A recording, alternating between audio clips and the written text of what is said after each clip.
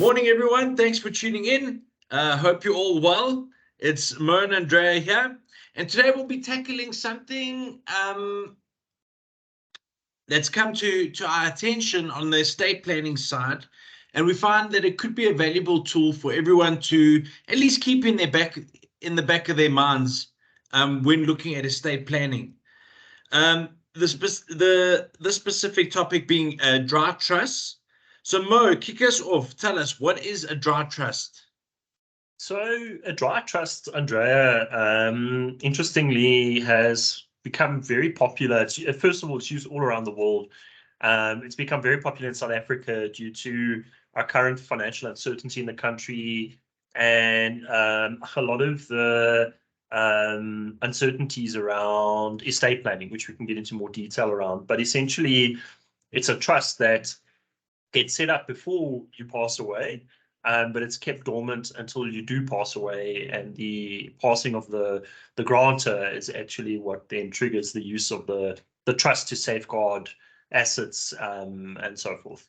Which obviously means that the costs incurred in the trust will only be incurred after the death of the... Yeah, so that's actually a really great question. It's twofold.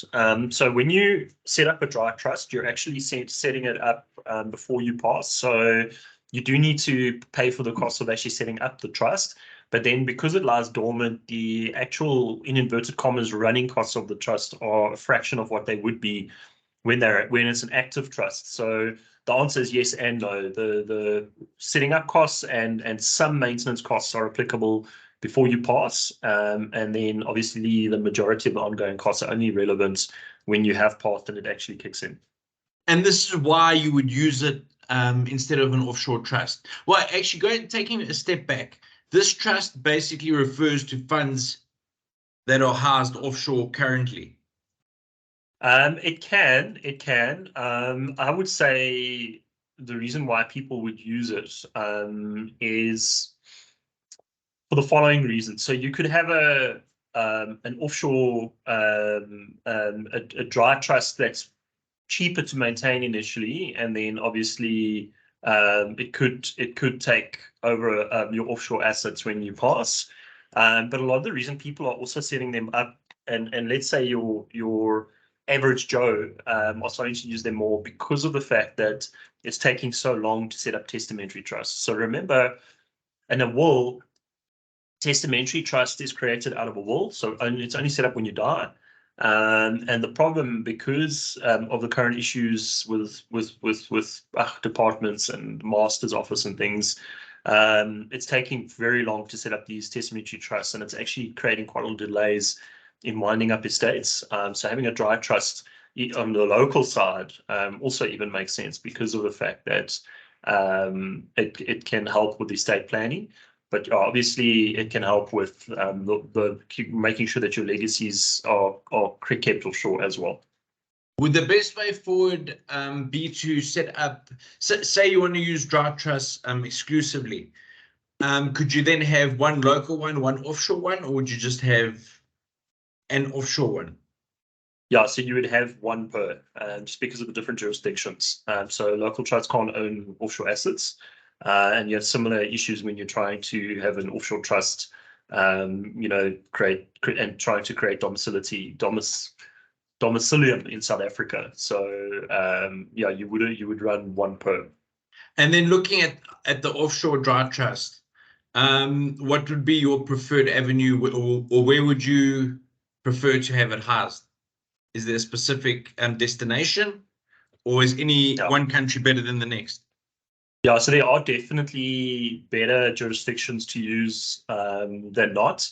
And because I'm not a specialist in that area, I'm rather not going to comment on which ones should be used. But there are definitely ones that are way, way, way better than others, just in terms of tax, safeguarding of assets, estate planning, and that kind of stuff. Because remember, an offshore dry trust also triggers on death. So, you want to know that when you bequeath these offshore assets to the dry trust, that they are actually going to get in there, and there's not going to be an issue in terms of doing any kind of transfer or bequeathment. So you wouldn't house one in North Korea, basically. Yeah, no, that's good. I think that gives a good high level look at a dry trust. I think it's something important, even if people, don't currently have offshore assets or anything. I think it's still a good idea to look at because you never know what might happen, what could happen in the future. Maybe even look at it in a local scenario. But ask the question. Go to your advisor. Go to your whoever's handling your estate stuff. Ask them the question and have a look at it because it's an interesting topic, and I think a lot of people could find value in it. Yeah, agreed. And but the other side is also important is don't just set one up to set one up. Don't make any knee-jerk decisions. It's quite a big part of your planning actually if you do go that route. And yeah. No, the important thing is to just educate yourself about it. Yes, that's it. Thanks everyone for watching. If you enjoyed the content, please don't forget to give us a thumbs up and to subscribe to the channel. Just a disclaimer, these are our thoughts and opinions and not to be misconstrued as advice. Cheers.